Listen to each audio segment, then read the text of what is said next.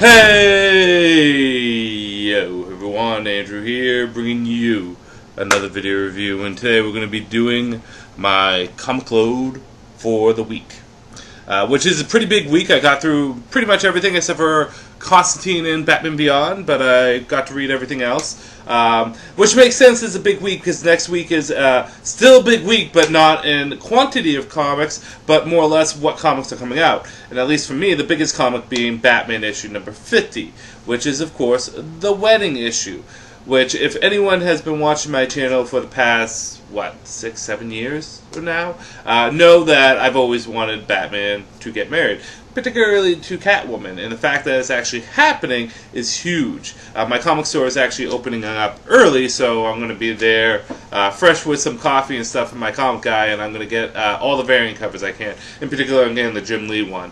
But hopefully it happens without a hitch. Hopefully we don't have something like Marvel did with Kitty Pryde and Colossus, where it was kind of a flip and they didn't get married. They spent so much time on this, I would think that it would go through perfectly. They spent 50 plus issues building up to this. B, they've had events, like we're talking about the prelude stuff, building up to this. They have a billion variant covers to it, so I would think that if they committed so much to it, that they go through with it.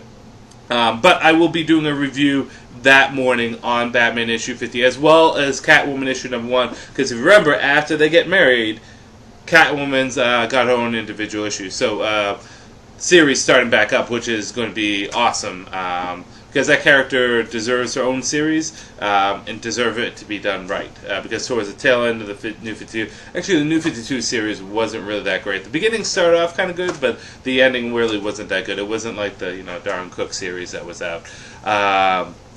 But we will talk about that on Wednesday. And speaking of Jim Lee, right, because I mentioned him, Jim Lee is going to be at Boston Comic Con, which I'm going to order my tickets this weekend for. And with Boston Comic Con, he's going to be there, and a bunch of other celebrity artists, writers, and guests are going to be there. It's at the beginning of August. I'm super pumped. I actually got this shirt at the last year's Boston Comic Con. I haven't worn it that much, but I love it. It's a Mega Charizard Y, which is my favorite of the two Mega Charizards forms, in the Skyrim insignia.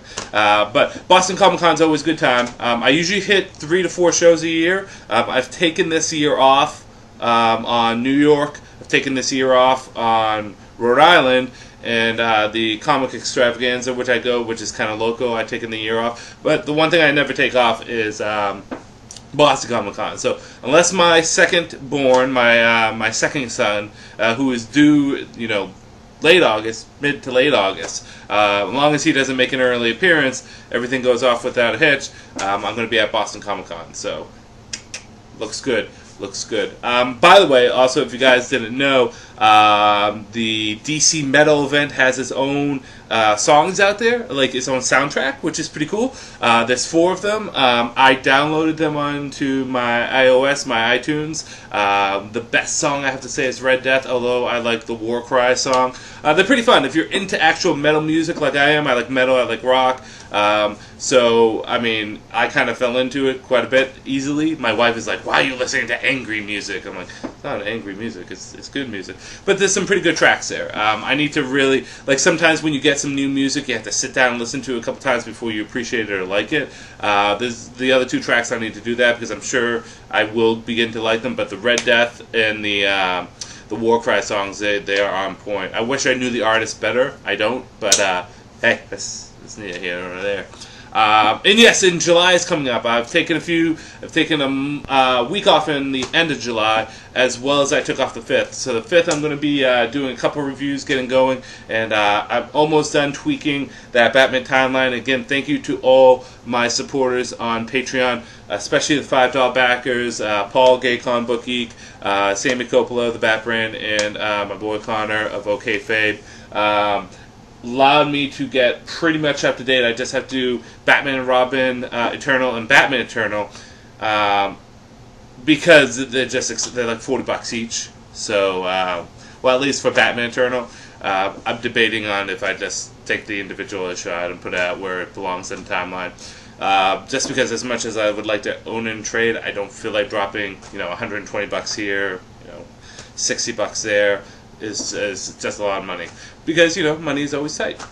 And yeah, other than that, not much else has been going on. Been playing a lot of Switch, as always. I've been dumping into Fortnite a bit. I didn't think I would get into it as heavily, but I did. So I do enjoy Fortnite on the Switch. I enjoy playing it on the go.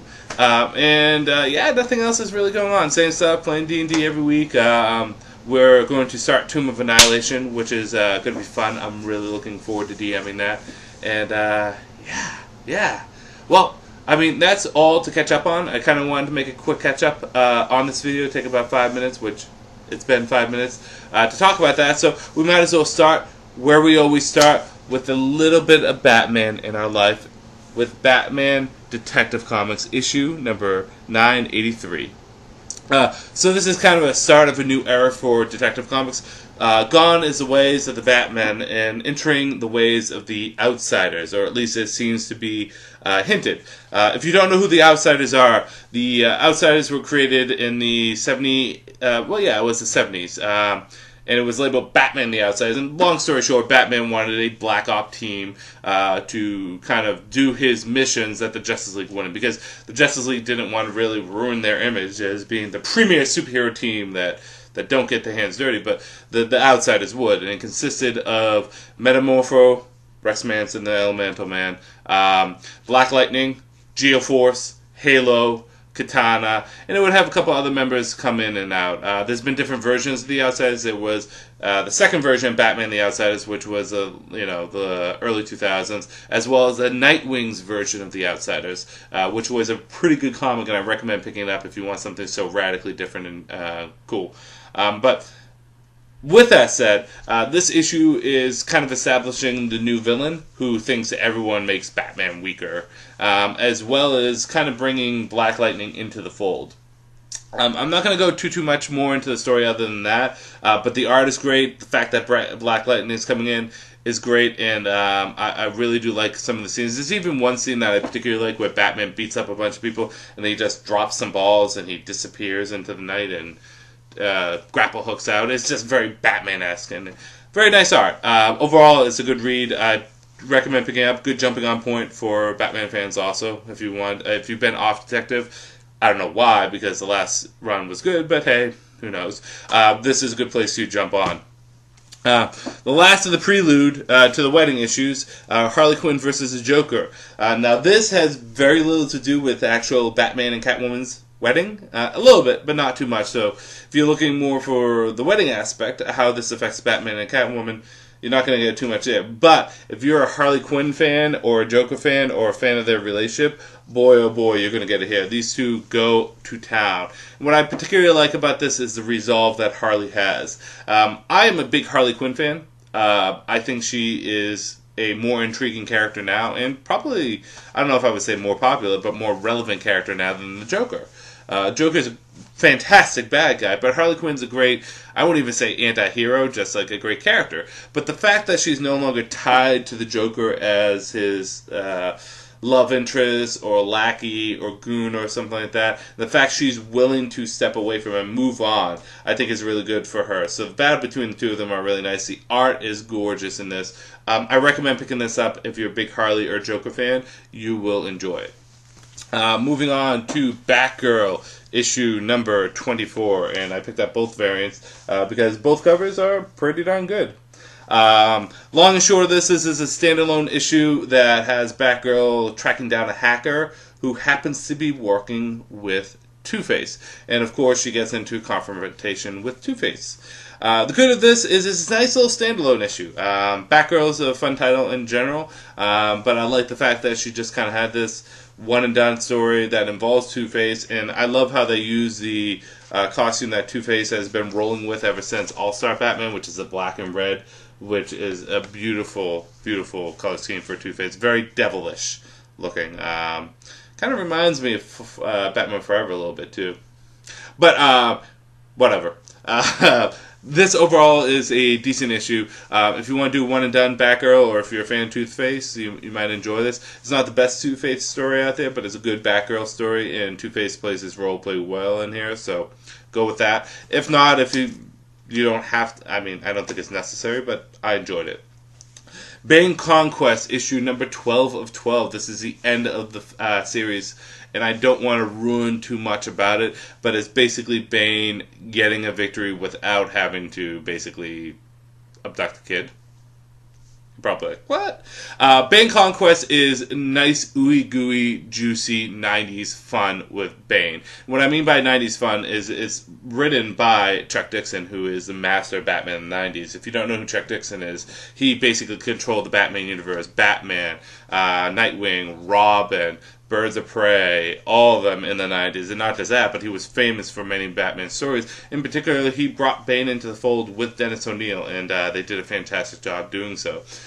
This series has been an incredible love letter to Bane as a character, and if you have any interest of Bane, you should pick it up. This issue was so fucking solid, I can't even begin to tell you, and I'm going to go back and reread the series as a whole, as one big story rather than individual issues. I think this has been one of the best minis that have come out in a while. Thor, issue number 2. So issue number 1 did a good job at grabbing me and making me want to read more. Issue number 2 has a little inconsistency. It has some highs and some lows. The beginning first few pages are really fun and enjoyable. The middle pages are dialogue heavy and kind of drag, so it's a little slow. But the last few pages are pretty good. Basically, Thor is meeting up with all his brothers in hell who have been slayed in some way, shape, or form, and they're trying to find a way best to go and take on the realms and free them from tyranny and destruction and all that jazz. The art is consistently fun and good, and I do like the Loki scenes. He's a fun character, especially with him playing off Odin's son, Thor. But on the whole, I think that the middle part dragged a lot, so I do recommend still getting it if you're a fan of Thor.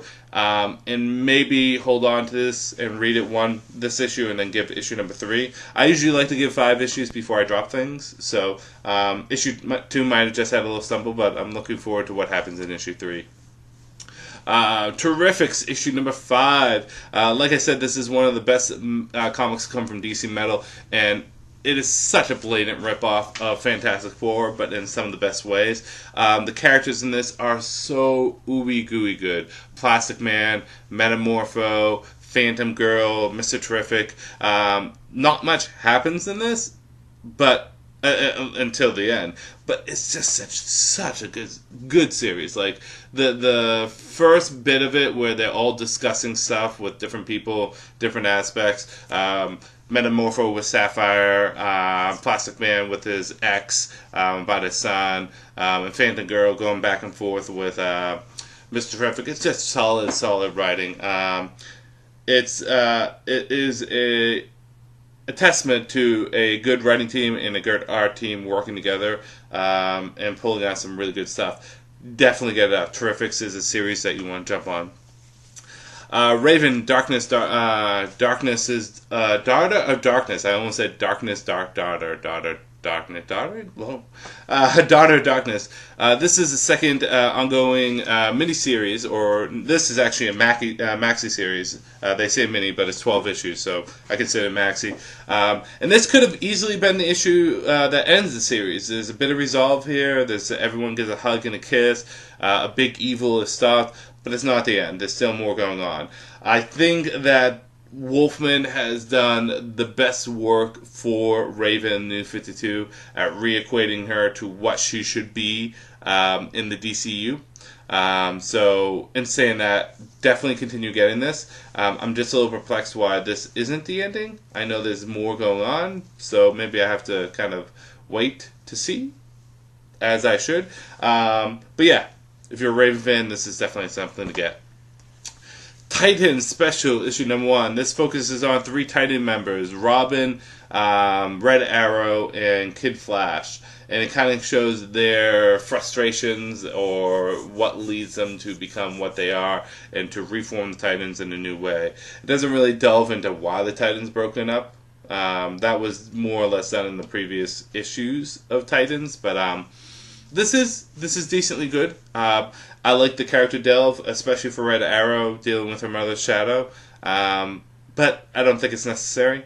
It's not as good as the Titans one that came out, which was phenomenal. And the 3 of them don't really interact that much. So I think that's really the fault of it. If it had followed a similar formula to the Titan special where Robin goes out and kind of recruits everyone, I'd be cool with that. But they lazily at the end introduce, like not even introduce, but talk about the other team members, the 3 other team members, and that's it. I mean, it's okay, but I don't think it's a necessity. Silencer, issue number 6. This is another one of the best titles to come out of the new DC Meta, New Age of Heroes stuff. Silencer is so good. The art in this is great. The writing in this is great. Talia is just the perfect villain for Silencer to go up against. And just really, really, really digging this. Please pick it up. Another great miniseries that is out is Mira, Queen of Atlantis. This has been a great miniseries not only for Mira but for Ocean Master Orem.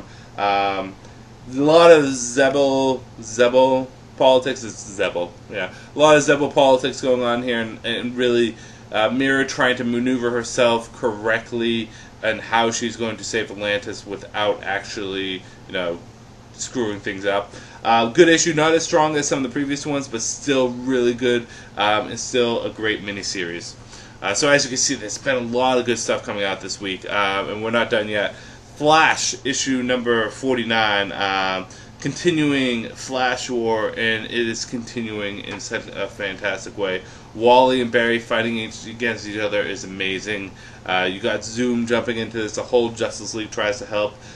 It's just a solid issue, and I really am interested on where this Flash War goes from here. Hal Jordan and the Green Lantern Corps. Surprisingly, this series is coming to an end on issue number 50. When Robert Venditti kind of leaves the comic is also when the comic is coming to an end. I heard there's plans for Green Lanterns going forward. We just don't know what it is. But long and short of it is Hal works to get his memory back. Guy Gardner works to become a Green Lantern again and break the hold of the Dark Star mantle. And there's very little John Stewart in this, surprisingly, which is a bummer because John Stewart is one of the essential characters in this. There's more Kyle Rayner than anything.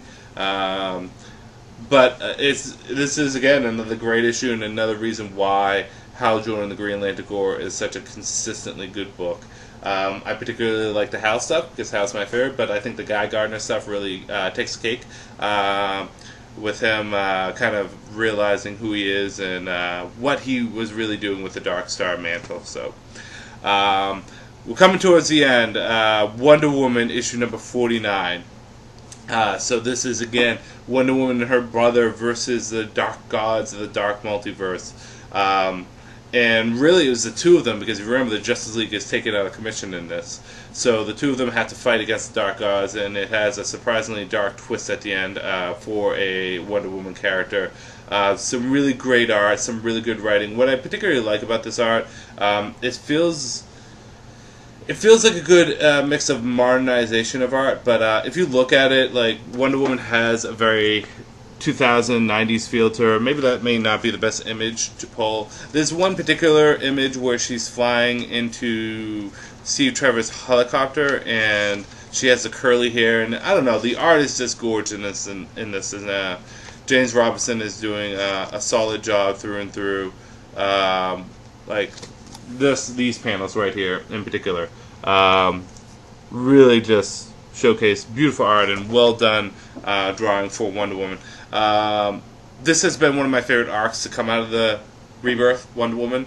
I think it does a good job at establishing the relationship between her and her brother and making it so that her brother is just not one-off character but can actually become a stable, consistent member in the Wonder Woman family. Because, the thing that bothers me about the Wonder Woman family is such a spread family, right? The Batman family is so intertwined with each other, right? They can show up in each other's titles. Batman has sidekicks. Robin may show up in Batman. Catwoman may show up at Batman. Nightwing might show up at Batman. But they show up in other titles. Like, how many times have we seen Nightwing and Batgirl interact, or Jason Todd show up and interact with characters. And the Superman family is, again, a little bit more spread, but as we'll see in the next issue, Man of Steel, Supergirl has become a more integral member of the Superman family. Wonder Woman, on the other hand, her family is like I said, a little bit more spread out.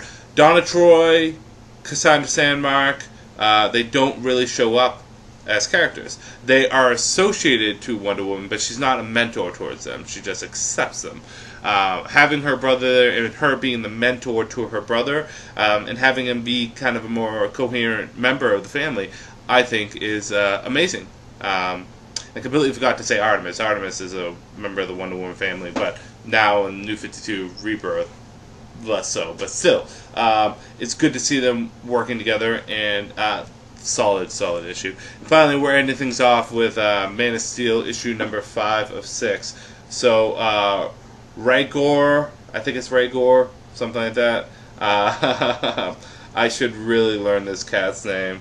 I should really pull it up. But this issue is a full-on bloodbath. The Justice League come in to try to help out. Hal, Vic, Wonder Woman, Bruce. They try, and I think Barry shows up also. I think the only one that doesn't is Arthur. And of course, Supergirl tries to help. This has kind of 3 stages: is Superman versus Raykor, or whatever his name is, the new villain, as well as the new fire chief and where she belongs in the story, which I'm still trying to figure out, and also the John Kent and Jor-El stuff, which is going on. The only thing I don't like about this issue is there's a lot of jumping back and forth in art, and mind you, the art is fucking fantastic. It's beautiful, but I like consistency. So I'd rather they just picked one artist, whether it be Ivor Reese or whether it be Adam Hughes or whoever. It would have been nice if there was a little consistency. But again, solid series. Man of Steel has consistently been great, and you should be consistently picking that up. Lot of fantastic comics this week. Very few ones that I would say were not. I mean, I've had nothing but good things to say throughout this whole entire comic load, but my pick of the week definitely goes to BANE Conquest. I had so much fun with this. The art, the writing, everything is just Chuck Dixon doing Batman and doing it well. And the great thing is Batman's part of this, but it's not Batman's victory, it's Bane's victory. Well, it's kind of both, but the two of them ultimately have to work together, and it's in such a fucking amazing way. BANE Conquest, if you have not been picking up this series, go pick it up. It has been fantastic. I mean, there's some runners-up. Terrifics were my runner-up. I was going to give them pick of the week, but it has to go to BANE Conquest because it's just a solid read through and through. So, yes, with that said, with it, July coming up, so I want you guys to understand a little updated with the channel. I know for the past few months, I've been consistent about putting like 2 or 3 videos up a week, but I haven't really been able to do it this month, and that's because we were extremely short-staffed at work. I was down 2 to 3 people, so it's putting in a couple more hours than I was expected.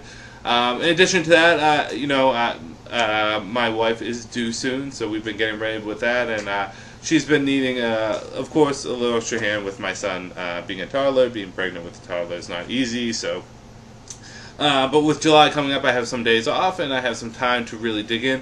So I got some other videos coming up. My wife and I are going to be, when it comes out, watching The Death of Superman, the new DC animated film.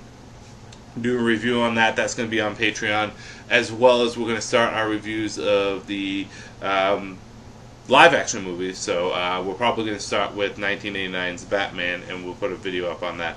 Expect those early to mid-July.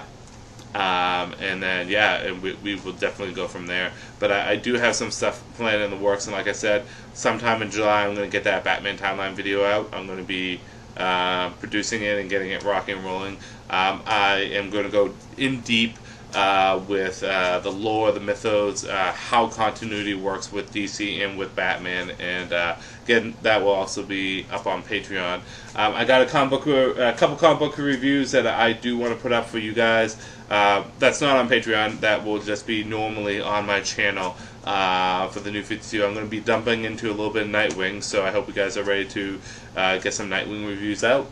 As well as I'm thinking about doing a Nightwing timeline sometime soon, so or more or less a Dick Grayson timeline. That might be the next on my list for Batman. So, yeah, with that said, there's not much more to talk about. I will be back on Wednesday to do my thoughts on the wedding issue for Batman. And whereas every video I do for my YouTube, I usually do a day early for my Patreon backers, this will be the one time where I won't do a day early, or at least in some effect do a day early. I'm going to do it the morning of, because it's such a momentous issue. I want to get the video out there right away. But this issue right now is going to be going up for Patreon on Sunday, and it will be going up on Monday for you guys in the YouTube verse. So as always, thank you to all my subscribers and supporters, and thank you to all my Patreon supporters. This is Andrew saying peace out for now.